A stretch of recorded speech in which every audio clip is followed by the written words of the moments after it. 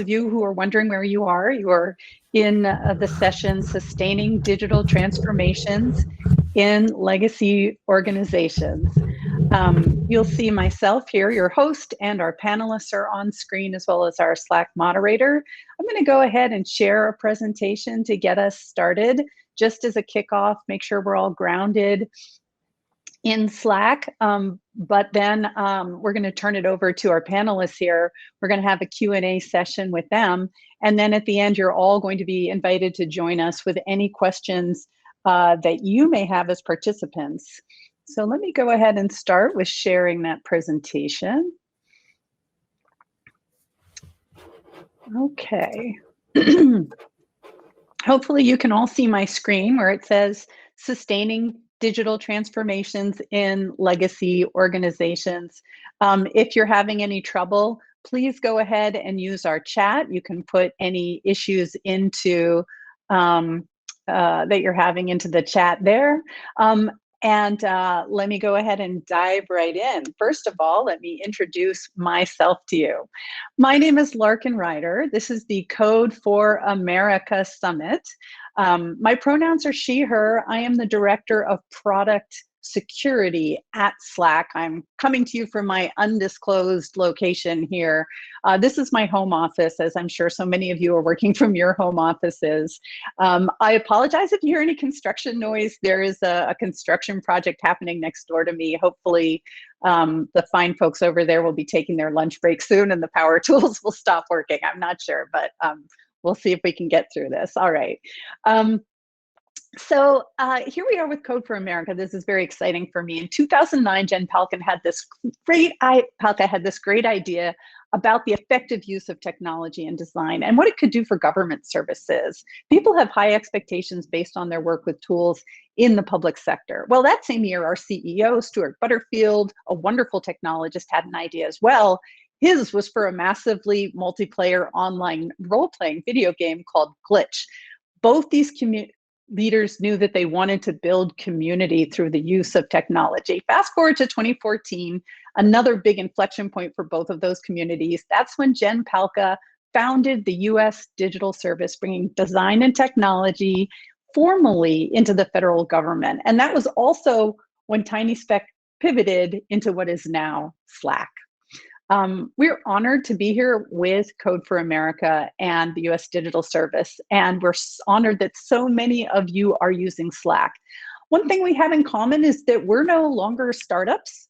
We've certainly grown, our headcount is bigger, our resources are bigger, but we've really expanded the impact that we have in our fields. We've expanded our reach, and we realize this means that we are critical services. Critical services use us and depend on the people and the products we provide. And we have to continue to deliver and support those critical organizations with innovation and also at scale.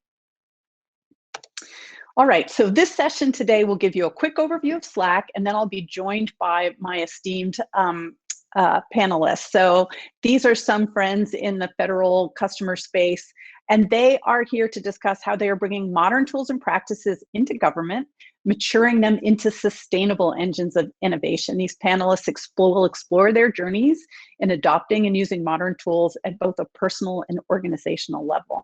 They'll also talk about some best practices for cultivating long-term success. Now, if you have any questions during this session, don't hesitate to drop them into the Q&A panel in the sessions view on the right. So we will address your questions at the end of the session. We'll read out of the Q&A. You can also join us by sharing your audio and video as well at that time in the presentation. All right, so alignment. It's one of the most important factors contributing to a company's success. It's critical because we've really democratized how we make decisions in large organizations. Decisions have to be made at all levels. Whoever has the data, that's the person who should be making the decision. But unfortunately, a survey of 17,000 knowledge workers found that only 40% of respondents 40%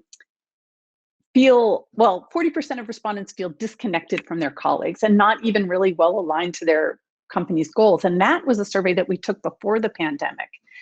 Now, a more recent survey of 9,000 knowledge workers found that yes, we felt gains in productivity. We felt some gains in work-life balance in the new shelter-in-place working style, but the sense of belonging has degraded year over year. And this is particularly true in companies where technology is viewed as lagging by employees. Maybe part of the problem is email. That was invented 50 years ago. It's designed to be a siloed digital communication tool, right? We only see what others decide to show us. We don't have any agency in that.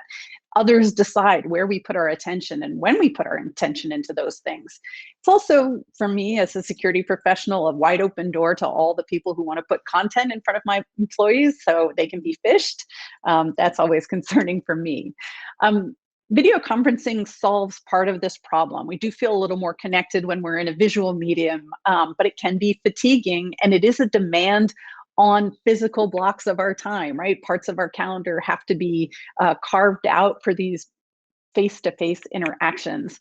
And I don't know about you, but I've had more responsibilities as a caregiver under shelter in place, and so requiring me to engage at a specific time in my day can be an added challenge. Now, we've all tried to bring more technology solutions into solving this problem, but sometimes adding more apps to our workday can be part of the problem, and we feel like we're just jumping around from one island of data to another. That is intended to improve our efficiency and alignment, but sometimes it can even drive misalignment by creating these different views and silos of the information that we're trying to use to run our business and get through our day. So there has to be a better way to create alignment, increase productivity, make sure that everyone is on the same page when they're making a critical decision, a better way to connect people so they can work together more efficiently with easy access to the systems and records they need. Well, no surprise, I think that decision is Slack. I've worked at Slack for 5 years, and I can't imagine doing my job without it. Slack has created a fundamental shift in how people work together.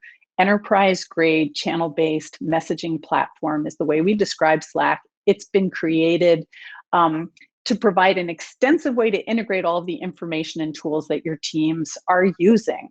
And we're the only tool that does this at enterprise grade and at enterprise scale. All right. So there's truly a channel for everything in the way we use Slack. Corporate announcements, service channels like our help desk or our benefits channel, our teamwork channels, even channels that we operate with our customers. All of these help us align together for the projects we're working on. They help departments cooperate and interact. Engineering, sales, marketing, HR, they all use channels. With channels, we feel like we have the information that we need to do our job and make better decisions. And our customers tell us that their employees feel like they're in the loop. They feel like they're better aligned. They feel like they're more productive. And since our customers, when they find this new way of working, what they tell us is it is tough to go back. When an employee feels empowered, when they feel like they have the information, when they have the visibility to decisions that are being made around them, when they can give visibility to the decisions they're making and the progress their projects are making, that's so empowering. It brings productivity, efficiency, but more importantly, it brings camaraderie and it brings a strong sense of belonging. People feel like they're working together. We want to bring the value of that feeling of working in channels, of bringing information, of separating those informational silos to all of the professional relationships that we have. And that's why last June we announced Slack Connect. This is a way for secure business communications to happen across organizational boundaries. It brings the power of channels to all of the communication you're doing with other agencies, government contractors, and even the citizens you support. The VA Homeless Program, for example, uses Slack Connect to work with nonprofit partners who are helping get veterans off the street and into sustainable housing. I'm personally grateful for this program. The General Services Administration, the GSA, has published guidance that Slack Connect is their preferred way of working with all of the vendors they have who also use Slack. More than just an app or a service, though, Slack is a platform. It is there to increase the value to your organization by bringing all of the information and tools that your teams are using into Slack in a single pane of glass. This makes it easier to put the right information in front of the right people at the right time, to act on important notifications and leverage the tools that your teams are already using. So you may be integrating Slack with things like Office 365, Google Drive, or Zoom, productivity tools everyone use. Maybe there's some department-specific tools that you have, such as CRM or HR tools, or even tech and development tools. Today, we have over 2,200 apps available in our Slack app directory, easy to identify, select, and install. It's just plug and play for your organization to start getting the benefit of these tools right from within Slack. We also enable you to do custom applications and workflows. These are things you can build yourself. Slack workflows are so easy. They're visually constructed. There is no coding required to take advantage of a Slack workflow and bring structured data and workflow into your organization. The VA is the nation's second largest federal agency, and its public-facing website, va.gov, draws more than 800,000 users every week. This includes veterans, veteran advocates, veteran service organizations, and other intermediaries. At the height of the COVID-19 crisis, that number tripled in 1 week. Many of these visitors find this service essential. They require regular access to this critical information and the tools and services it provides. Behind the scenes, the VA's web and development teams are all getting their work done in Slack. They're using Slack channels to ensure the website stays up and running. So they have connected apps and integrations such as GitHub and Jenkins so that they have greater visibility into alerts and notifications. They can quickly identify incidents and issues. They have mobile notifications so they can stay alerted anytime. They have communities of practice that they've created to exchange knowledge and to create consistency across the service offering. All right, well, let's talk about Slack's enterprise grade scale security and administration too, because it's not just a matter of delivering these things, but we have to deliver them at scale. We support global and regulated customers with hundreds of thousands of employees. We help them administer Slack and protect their data, even when that work contains sensitive information. We built Slack to work with the enterprise. We co-create key aspects with our customers. We're constantly looking for their feedback to make sure we're meeting their requirements. We've hosted groups of government and public sector customers at our public sector roundtables to make sure we deeply understand the needs of the public sector as we continue to build out our roadmaps. And one of the first requirements is, of course, scale. We've previously announced customers such as IBM, who use Slack with more than 350,000 team members. More recently, Amazon is rolling Slack out to 400,000 people across their organization. We have Verizon coming in. They're choosing Slack as their key digital transformation strategy. There is no limit in Slack to the number of channels, public or private, our customers can create. We flex with your organization. We want to be able to use Slack however you need to use Slack. But we know our customers expect security and compliance to support that use, and we've earned major certifications and attestations to align with those needs. The Defense Digital Service is a team of technologists working at the request of the Secretary of Defense and helping the DoD leapfrog the current state of technology for the federal agency. When it comes to coordinating communication between agencies and initiatives, the DDS trusts Slack. IT admins and security professionals across the public sector know that Slack, since we have our FedRAMP moderate authorization, they know we meet the most stringent security and compliance standards. DDS uses Slack to support remote work, including helping their HR division Washington headquarters service onboard about 1,200 new DoD employees during the COVID-19 pandemic. They coordinated hackathon events and all of that while protecting federal data. FedRAMP is only one of the security certificates that Slack maintains. We also have ISO 27000, SOC 2, we support FINRA compliance. We're not going to stop finding new certifications, iterating on securing our platform. As long as the compliance needs of our customers are evolving, our responses are going to be evolving. So stay tuned to our online trust center. You'll continue to see updates there.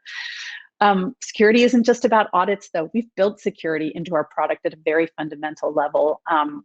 Based on regular input that we've gotten from our regulated customers and our financial services customers as well, we developed something called Enterprise Key Management.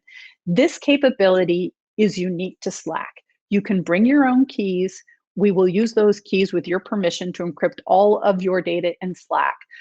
You apply policies for sharing those keys or not. This gives you the visibility and control over who can see your data. All right, so I hope you can see that Slack is truly built for the enterprise, that we make channels available where teams and organizations can collaborate at any size. We make it easy to integrate all the tools and workflows your team needs to make great decisions. And we're always improving as every aspect of security, compliance, and administration in Slack. Okay, enough of me talking. Now we get to the fun part of our discussion. I'm very pleased to introduce our panelists today. We will be meeting with Ryan Mahoney from MBTA, Florence Casule from the U.S. Digital Service, and Drew Michael Gard from the Department of Veterans Affairs. I'm going to let them each give them a more detailed introduction when we get to that part of our presentation. All right, let me stop sharing my slides now and see everybody's nice faces. All right, there we go. I hope that worked. Did that work? Can we see everyone's nice faces? I see heads nodding. Okay, it's not just me. Good. Thank you all. Thank you to everyone who's replying in the chat. It makes it so much nicer for me. It's so much more conversational. All right, we are going to dive into a few questions now. But again, please, if you have questions, please use the question and answer panel in your right nav there on the sessions view, and let us know what you want to hear. All right, so let me start by asking for our panelists, how has your organization's culture evolved over time as it has matured? You know, digital transformation is a lot about evolving our culture. And of course, more recently, in response to working remotely, we've continued to evolve. All of us, we've had some challenges that have kind of forced us to be our best selves and bring more innovation to the work that we're doing. What were the challenges and or benefits of that evolution? And Ryan, can I ask you to start in answering that question? Sure. Thank you so much. So my name is Ryan Mahoney. I'm the Director of Engineering at MBTA, or the T, the Public Transit System of Massachusetts. And we have a digital agency, or something like a digital agency, a department called Customer Technology. And customer technology really started, it was like one person in an office, and then 2 people and 3 people. And now we're about 60, and we've been around for, I would say, about 6 years, as far as I understand it. I wasn't like #1 hire, but I think I was probably among like the first 15 or so. And I think one of the biggest changes is that when we started, we were very engineer driven. There were some obvious technical problems that needed to be solved, that the public was very vocal about, and that was the focus of our team. And we kind of like knew what our mission ought to be. As we grew, it really became a bigger question, like what are the most impactful problems that we could be solving, that we could be putting resources against?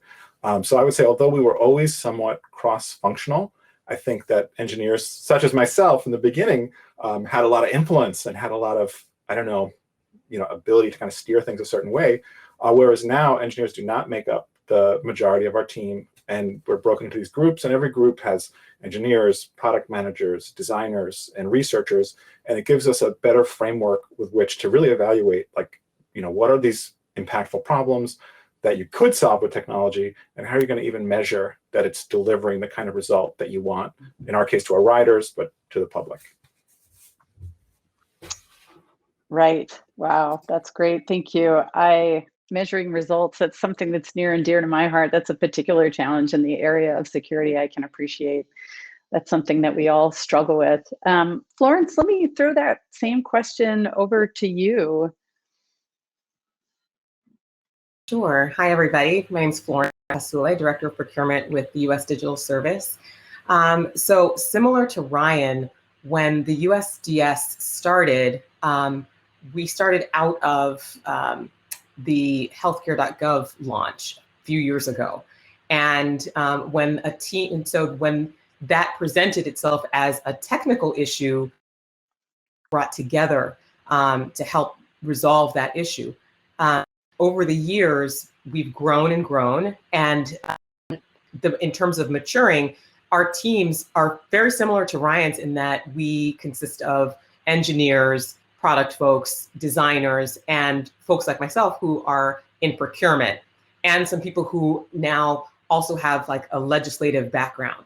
And because we've seen that a lot of these issues may present as technical in nature, but they really are the expertise of people across different disciplines in order to really get your. Over the years, we've done, in terms of maturing, we've had more interaction and really focused on engaging with our fellow federal partners on the ground. In the past, we went in as some would say as firefighters, going in to like help with a particular technical issue. But over the years, we've seen more of a need to engage hand to hand with our federal partners, folks on the ground, and people like Drew. When I met Drew years ago within the VA, he's a federal employee just like me. And when USDS would go into an agency like VA, making sure that you identify who are those allies on the ground, the partners who are doing really solid work on the ground and doing some modernization efforts, and making sure that you establish those relationships and build out those relationships for not only the try to tackle, but future challenges as well. That's so great. I'm so glad you mentioned the prior relationship that you and Drew have. We didn't form this panel by finding a bunch of friends. It just happens that we all live in a really small world. Relationships are really important. They're a big part of how we get our work done every day is the people who support us. And, Florence and Ryan, you both talked about how, your culture has evolved as you've brought more people into your team to help you solve the problems that you have. Suddenly you need designers and product managers. It's not just, one technologist and a keyboard, typing away in the background.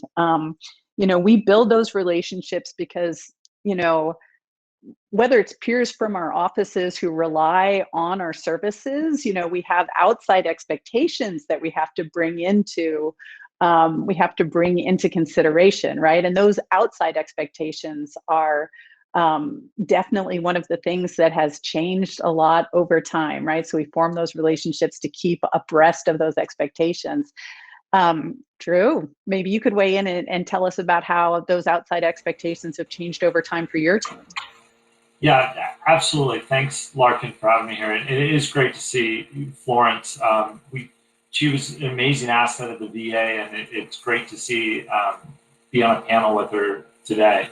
The VA changes and evolves. Like when you think of the federal government and how many people have a direct relationship with their customers, or the taxpayers, it's very few. And ours are incredibly diverse. Many of our veterans spend 5 years in the military. So they went in at 18. If a young man or woman went in at 18, they're coming out in their mid-20s. And you think about, we still have people from World War II that we're still treating our healthcare centers, still delivering benefits, and working with their families. So that's quite an exchange, or quite a diverse group. And we've seen more and more that our veterans want to be treated or want to be exposed to the same products and services that they would get in the commercial sector. So they want a holistic view of the benefits that are available to them, and they want a responsive platform in which to receive those. And that has driven so much of the demand and shaped the way that we view products going forward. Like, we've really taken a veteran-centric approach. So you've seen human-centered design, which was something that we weren't familiar with or fluent with prior to digital services coming in.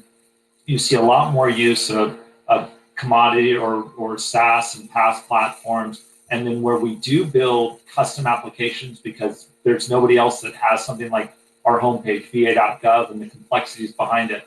Like, we really nurture those teams and try and find talented people from the public sector who have built similar analogous products and bring them into the VA, focus a lot of time and energy on them, and help them deliver as quick as they can great products. I have to just say thank you so much, because from a very personal level, both my dad and my stepdad were veterans, and I was so grateful for the services that they were able to receive from the veterans organizations. I don't know what we really as a family would have done sometimes without those services. They were important to us, and so I'm just going to take this opportunity to express my gratitude. But the technology has certainly evolved from the time when my dads were in the service. And it is very difficult, I think, to keep up to date on how those technological services are continuing to evolve in the work that we are doing, right? And I really want to send this back to you, Florence, to comment on, because I think this is uniquely in your wheelhouse in the USDS. How do you see the gaps evolving in technology and practices that are used by the civic tech organizations and their government counterparts today? Where are the biggest gaps? So, gosh, between large bureaucracies and civic tech, so large bureaucracies are hard, right? There are a lot of people across the workforce, and the tech practices that are involved, it's a lot to juggle. One of the biggest gaps that I've seen, Drew just touched upon it actually, is around that user focus and human-centered design. When I've been in the government 13 years, just about 13 years. And in that time period, when I was doing, as an operational contracting officer, buying technical services for like software development services, there was never a focus on the user. I'm sad to say, but there were like, we got the requirements from above or from somebody within a program office who really thought, I have the solution. I know what the problem set is. Here are the requirements, build them into the contract, go and, evaluate vendors to see which one will be best to partner with. And then that vendor would come in and move forward based on those marching orders within the contract that were already built in. The difference now being, and when the civic tech groups that I've seen will have a specific focus on, we are out to solve these particular problems for this particular customer base. The government and the organizations that we've been working with, it has been an evolution, and that gap, I'm thrilled, is closing because of many engagements and the focus on, human-centered design and the customer experience. There are different words that people are using around it, but at the end of the day, it's who are our meant to meet, and if that means it's the veteran who's out there and she's trying to figure out what benefits and how to get her access to her benefits or to her grandfather's benefits, for him, or the, Medicaid recipient who's out there trying to access benefits, or a military member who's trying to make a move. There are all sorts of, we now know and are identifying the personas. They're people who are directly attached and affected by these types of technologies. So that gap, I'm thrilled, is closing. But there are a few other gaps that I want to just highlight around how we buy technology and across an enterprise, as well as security concerns that are government unique compliance issues that are at play. There are those gaps between large bureaucracies, government, the federal government, and our civic tech partners. If I could jump in, I fully agree. Like, this more research-driven approach is the way to do it. I think doing projects in an agile fashion goes hand in hand, right? You should have an idea, and you're going to do some research, and then you should do a pilot and validate it. And maybe your pilot will say, "Oh, I guess our research was wrong. Let's try this differently." I find that in government, a lot of the funding structures are more geared towards spending a lot of money on something big that's, very waterfall, right? Like, tell us what you're going to do for the next 3 years, and we'll give you that money. And it may sound strange, but in our case, we're trying to say, you know what? We don't want all that money. We want this amount of money to do this little thing. And if it fails, or if it's not the right thing, let's just stop and we'll do something else, right? But that's, I think, a major culture shift in government. And I mean, I think that pandemic is a great example. Like if you had some kind of 3-year project that you were 1 year deep into right before the pandemic, I could promise you it probably isn't, you know, you can't continue it the way that you were going to continue it. And then it becomes a weird conflict of interest, right? Because the people doing the project will say, well, I got all this money, so I have to do the thing I said I was going to do. But maybe you ought to not do that. It doesn't matter anymore. But the incentive's not there to like pull the plug. Agree. And I've actually heard a former panelist that I was on a few months ago say that, you know, good tech is expensive, but bad tech is even more expensive, right? Like when you're trying to close that gap, if you're kind of pushing money into a bad tech decision because it has not been backed up with data-driven decisions, and your data points are circling around your users' needs and who you're actually trying to serve, you're sinking really good money into a bad scenario. And you actually are not addressing the gaps that you're really trying to focus on.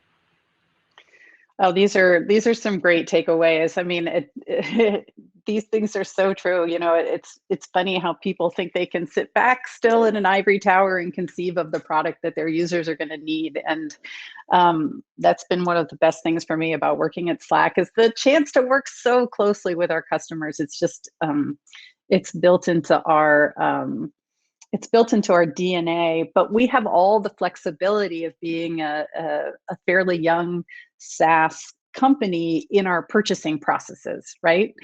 We don't have the overhead of the public sector that you have to wade through. We don't have the obligation to spend money. Stop lumping it in. Thanks a lot. Sorry. I nothing but sympathy, nothing but the desire to help you make it better for sure. I mean, the fact that we're building software here, we can iterate really quickly. If we can all work together and have conversations very easily, then we can keep building a better product every day. Such a good point. Building the wrong product is the most expensive thing that you can do here. But Drew, let me give you a chance to jump in here. So, you know, we've definitely talked about being user focused as a great bit of low hanging fruit, you know, in how we can do collaborations with digital and tech teams, right? They can work together and work with their customers. What are the other bits of low hanging fruit collaborations that digital or GovTech teams and those from institutional departments can use to work together better? Well, one of the areas that we really focused on was getting more just SaaS products in. It's really easy to make that decision. We're gonna buy, not build. But then the government and Florence can attest to this. Like we make it really hard to buy anything, and then Larkin, like, you know, as you all went through FedRAMP, it is one more certification, but we try and make it uniquely hard. You know, so you've got FedRAMP or this, and then just implementing it is a different mode for IT shops. So the faster and better that you can get through that process, we've leveraged FedRAMP extensively. I think we're using 70 different products off of there, and we've sponsored a lot of them. We're like number 2 with HHS, and then we've sponsored probably a dozen or so, and looking to sponsor more. So that, like, bringing in that SaaS is for us low hanging fruit, and you really look like a hero in IT. You know, like we're always trying to serve our customers, and when we can give them the products they want as fast as they want it, they think like, you know, like that we rewrote parts of the federal government, like acquisition or some sort of thing, because they could never get them before. Then I think the other thing is these small empowered teams. So to Ryan's point, you know, if you've got a big budget and you've got a 3-year process, you know, or planning process, you inevitably have a huge team that's going to be built around that and planning and doing all this stuff, but not actually delivering code. But when you get a small empowered team in that's usually overworked, but they're talented and they're mission driven, they can start delivering code really fast and figure out like a pain spot or a trouble spot where they can signal executives or somebody at a higher level to give them some top cover, and just it's so surprising to me how much progress they can make. Can I ask a follow-up question on that point? And this is for everyone, because my experience working at Slack has been that we do tend to put small teams on projects with the understanding that they are going to have complex sets of dependencies that they have to manage into other teams. And of course, we use Slack to help us do that, right? So we use Slack to help us, visualize all the projects that various teams are working on, but then also the interrelationships between the teams that have to work together. I'm curious to know a little bit off book here for these panelists, like, do you see people self-selecting into work by virtue of having visibility to the work that needs to get done? Like, do you feel that you have enough alignment in your organization so that people can opt into more supporting roles for their coworkers? I could take a stab at this, right? So we've organized our team or our department into different teams that have a really clear mandate, right? Someone might be working on real-time data. Someone's working on signage. Someone's working on our website, right? So we try to give people opportunities in terms of a growth path to shift teams if there's a subject area that's interesting to them, or if there's like maybe some new technology that would be a growth for them. But I don't think on our team someone would have the flexibility to say, oh, I'm really passionate about X, but it doesn't necessarily align into our sort of like strategic objectives is what we think is like the most value we could deliver for the writer. And if that's your question, I think it's sort of like we try to, take this kind of feedback and put it into our model, but we can't always accommodate someone's like super passion for something that might not align with our goals. Yeah. I think there's two sides to that. I think we think a lot about Conway's Law, the idea that these organizations, like, and if you look at an org chart especially in the federal government, they do not change often, and the systems that are produced of those org charts, like, it is amazing the ratio between like the systems they produce and how they structured themselves. But we find a couple of things. Like, we really challenge in the government to be thinking ahead a couple of spots, where you want to go, and driving. And this is stealing a ton from digital service. A lot of these tours of duty. My team, they really self-select for people that want to spend a couple of years doing something, even though they're looking at 20 years of service, but then they're going to move on. And so it's tough to move in and out just based on whims. But if I have somebody that comes to me and they're like, I've got an idea for the next 2 to 3 years, after that, I know where I want to go. Maybe it's manager or I want to stay technical. I can help accommodate them. And then we also, luckily, because of our mission and the changing environment, we're able to focus on certain key areas, let people matrix over. So we do have that freedom. And we don't have a bottom line for each of our products. Like, it's the opposite of having big budgets. Like, if it gets unfunded, we got to push them somewhere else. So we do have some freedom. And I wish more people could see that in the federal government and come in and take advantage of it. That's wonderful. I know that's really an important part of employee satisfaction at Slack, is making sure people feel like they have a career, right? And they want to be able to move around and try different things if they feel like they've plumbed the depths of whatever they've been working on, like, give them something new to do. It's the best way, I think, to retain a happy workforce. I want to throw it back to you, Florence, to talk a little bit about other ways that alignment helps us collaborate, right? I'm curious to know if you think there are impediments, real or perceived, that prevent digital teams and their department peers from working more collaboratively together on their shared missions. Maybe you can't self-select into a particular area of work because you have clear strategies that you have to follow, and that totally makes sense in terms of keeping everyone on track. But are there things that prevent digital teams from that collaboration on their shared missions?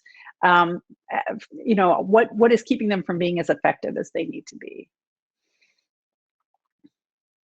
So I think digital teams ultimately want to build things that are meaningful, right? I think every engineer out there, every designer, every procurement person wants to make sure that like the work that I do is meaningful, and the peers that I work with along the way also want to make sure that the work that they're doing is meaningful. The collaboration piece can become hard because of, you know, you're in different organizations. You may not, your missions, though, may be aligned at the very top. You have different programs that you are, you're pushing forward.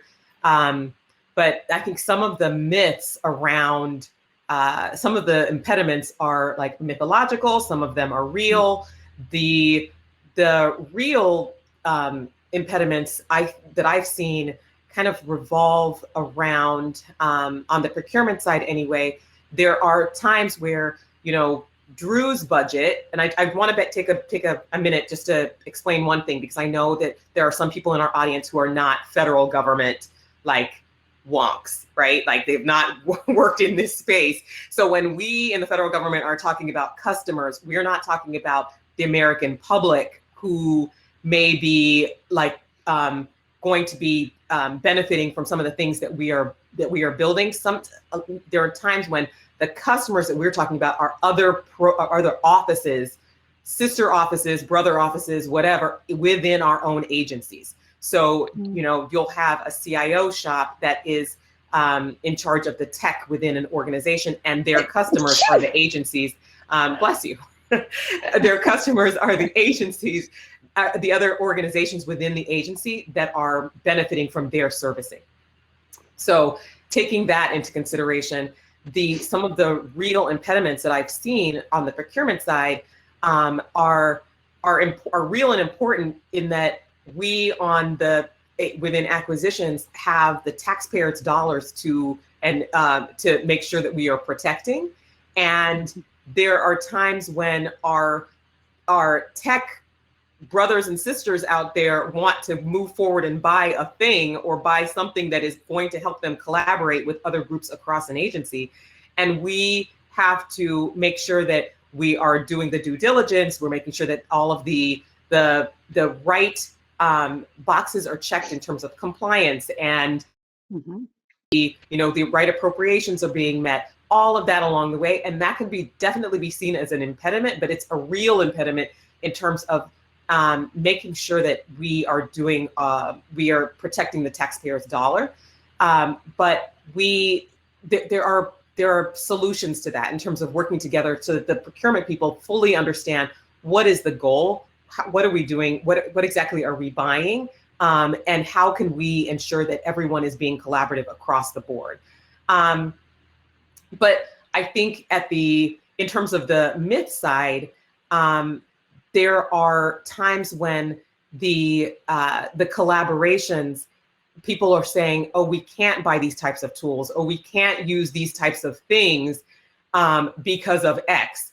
And we have to, like, on the procurement side, sometimes I encourage my procurement, fellow procurementati and procurement people out there to pull the thread and figure out why are you saying no to this particular thing?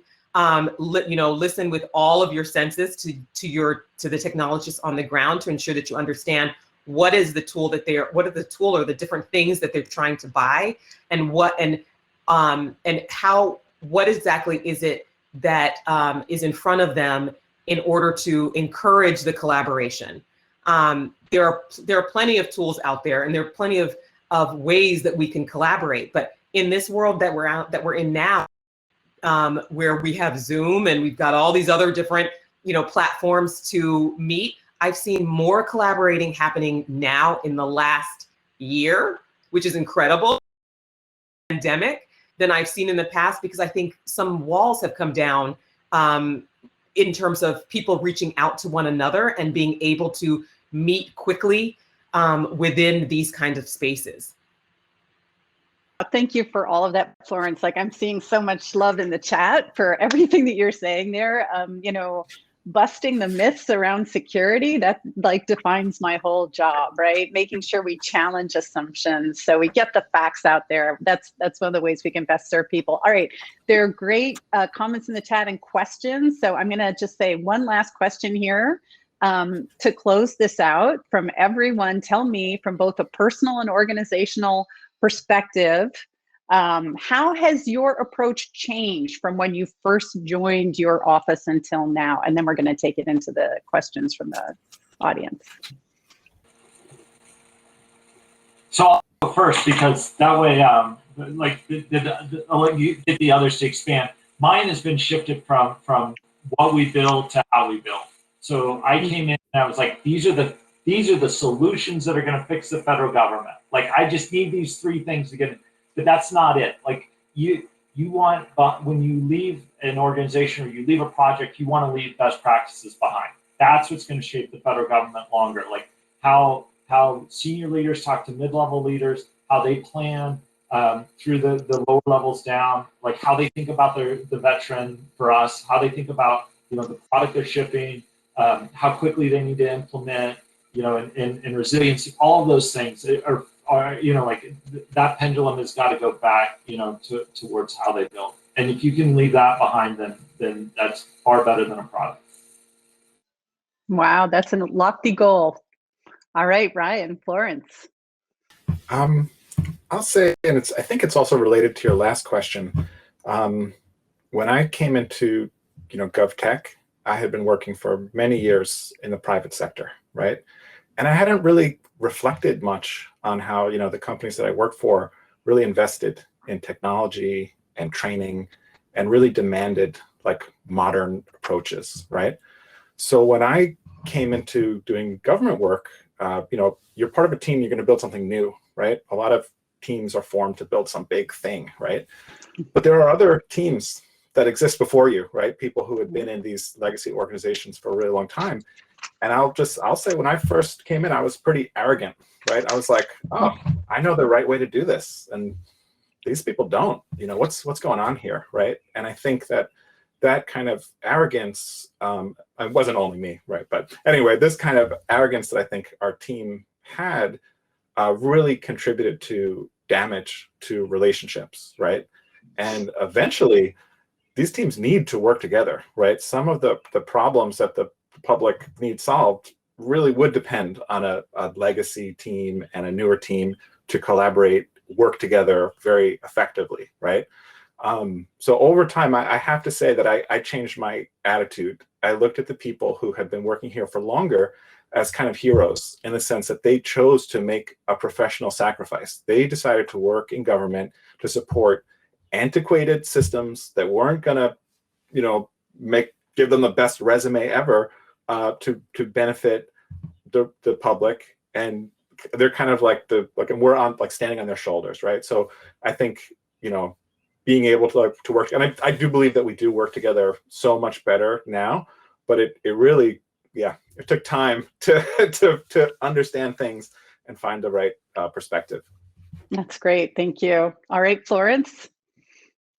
Sure. So how has my approach changed? So in the past, when I was working in an acquisition office, I would wait in my office and for that virtual thing to come over my email about what requirement my team would be working on, right? And so I would wait patiently for like a Drew, for your team to pull together your requirements, lob them over. We would sift through it and then come up with an acquisition strategy.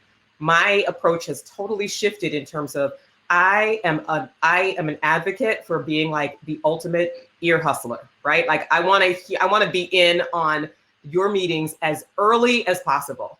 I want to hear what is the technology, like what are the dreams that you have around the different tech solutions, so I can learn as much as possible in order to be, a true asset and colleague and like advocate for whatever you're trying to build out, and make sure that the teams that I'm on understand as much as possible what is the vision here, so that the guidance and procurement approaches that we take are in alignment with that. So that, if it is something that is for just this 6 months, that we understand that fully and we capture all of the needs around that, so that we're not building an acquisition approach in a vacuum, but that we're also like making sure that our tent is as wide as possible to bring in our legal team and our, budget folks and our security people and all the people around who are part of this, collective party together. But my approach has shifted in that it really is a truly collaborative sport, a team sport to make all of this happen. Love that. Love that Big Ten metaphor there. As security, as someone who's constantly wanting to be in every 10, I appreciate that. All right, I'm going to shift over to the Q&A panel. If you don't have a question of your own, please go ahead and vote on the questions that are already there. I am sorting this from based on upvotes. So I want to get the most heavily voted questions answered first. So the first one is from Maria V. Dart Delgado. I'm sure I mispronounced that. Oh, wait. Oh, it's going away, but I'm going to ask it really quick. Change is hard, and sometimes there's internal resistance to updating legacy systems for diverse reasons. In y'all's experience, what strategies can teams use to advocate for change? Great question. Getting rid of legacy systems is always hard. I think it was a Gartner quote, 10 years from now, this guy will be dealing with 90% of the systems he has now. And that's not optimistic. And for somebody like BA, our EHR is probably 45. We've been building software for 45, 50 years. So that, the technical debt is massive. There are a couple ways to do it. One, we've seen getting a solution in, proving it out, and then just running a lot of times the strangler approach where we'll take you're familiar with that, Larkin, where you take a massive, huge old system and you come in and you take out small chunks of it and commoditize it and move it over, and diligently do that. And then all of a sudden, the big system that's left doesn't have the capabilities they wanted. I've just been part of so many ERP implementations, that these huge planned out systems, I just don't see that as super effective. Run that strangler play as much as you can with new tech. I think you also have to look at the reasons why people are resistant, right? So for example, someone who's been supporting this legacy system might think to themselves, well, if we get rid of this, then I'm going to be out of a job, right? So creating pathways for people that they can buy into and be excited about would help them to get a little bit more motivated. I think you have to be mindful of this sort of convincer resistor phenomenon.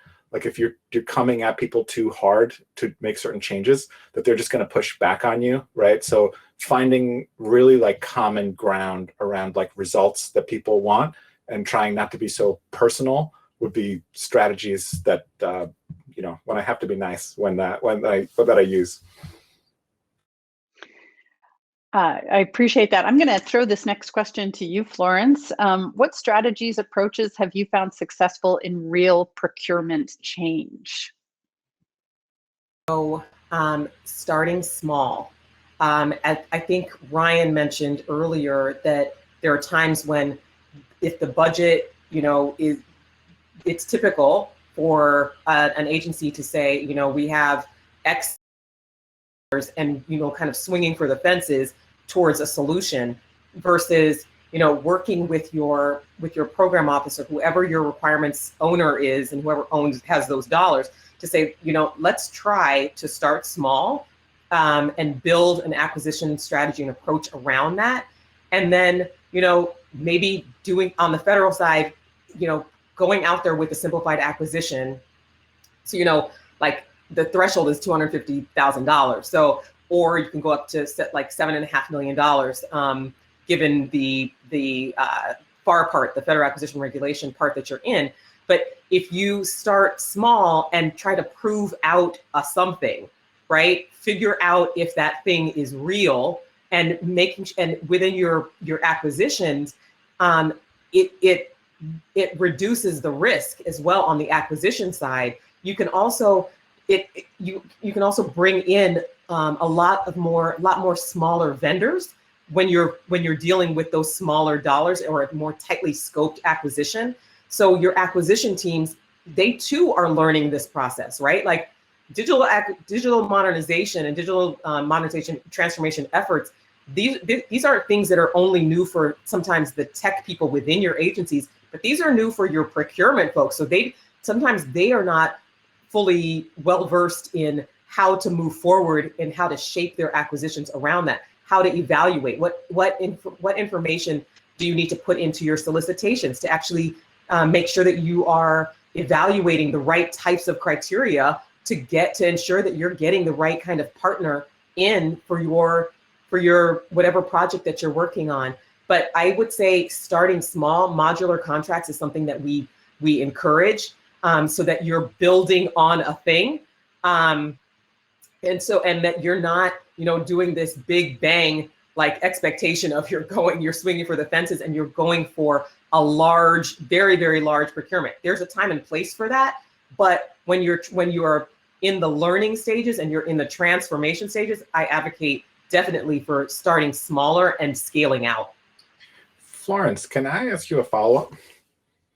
Sure. Well, so I would say that, well, I agree, like, I want you to come and work at the MBTA. I think a lot of procurement departments may not have somebody that shares your perspective, right? So how would you advocate, like, how do you think departments, agencies can advocate to procurement when they may not be as familiar, like when they're like agile and pilots are just a totally, unknown concept within an organization? So to be clear, within the procurement world, we don't hold your dollars. Drew holds his budget, right? So he has a lot of influence on how we do our business. It's his project. We are partners in making sure that that project comes to light if it's going to be through a contract, right? So with whoever is the budget owner, making sure that you have great and open conversations with your procurement folks about what is our goal. We are trying out this thing. We're trying to build an MVP. It's a prototype of a thing, and we want to understand what are the mechanisms within your regulations to get us to this point. Not locking in your technical requirements in the contract, in the hard contract, so that when you're doing software development, you can be truly agile, so that you're not doing modifications at every turn, every sprint. If you have another priority, or you're reprioritizing, 3 sprints in, a modification to the contract because you did not lock down your requirements into the contract itself, right? But I am happy to have conversations with whoever is having many pain points across the procurement world.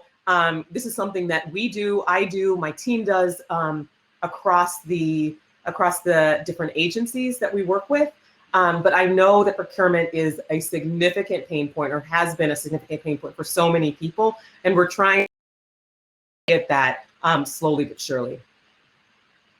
Hey, thank you so much. We have time to take one more answers to one more question before we end here. This is the top voted question. What is the job title in government for the person who creates a collaborative culture across cross-functional teams to support digital transformation? I don't think there is one. Like these things kind of emerge a lot of times out of some kind of a crisis, right? There's some kind of serious problem, and they're like, what are we going to do? Oh, this guy's got a big idea. This woman's talking about some really innovative approach. Let's give it a shot. And then once you're in there, you start producing results, and you can like work to change the culture. But yeah, I'm curious to what David and Florence would have to say. Same thing. That's more of an attribute than a title. I think especially in the federal government, if you gave that to a title to somebody, it wouldn't be good. Like that would not turn out. Same response. It's whatever the title is that you have, it's your title. like, it's our shared responsibility, I believe, to make that happen. And regardless of what level you're on, I think we can all be like influencers, change makers, whatever position we're in and whatever like skill set we have. I just think that figure out who is aligned, who is thinking of like moving things forward, and like attach ourselves to those folks and those initiatives and help move that forward. Well, I think that is the perfect note to end on, because it's collaborative and forward looking, and that's what I think all of us here are all about. So I'm going to take this opportunity to thank you all, Drew Michael Gard, Ryan Mahoney, Florence Casule. This was really interesting for me, a wonderful session, very, very enjoyable. For the questions we didn't get to, I'm so sorry about that. Great questions. If you all want your questions answered, please go to Slack's booth in the virtual sponsors room, enter our raffle, and then we can reach out to you and give you follow-ups for the questions that you've asked here. We have a raffle there for a DoorDash gift card, lunch on Slack. So we'd love to have you stop by, say hi, and see us there so we can reach out and continue the conversation. Thank you so much, panelists. Everyone, enjoy the rest of your time here at the summit. Thank you.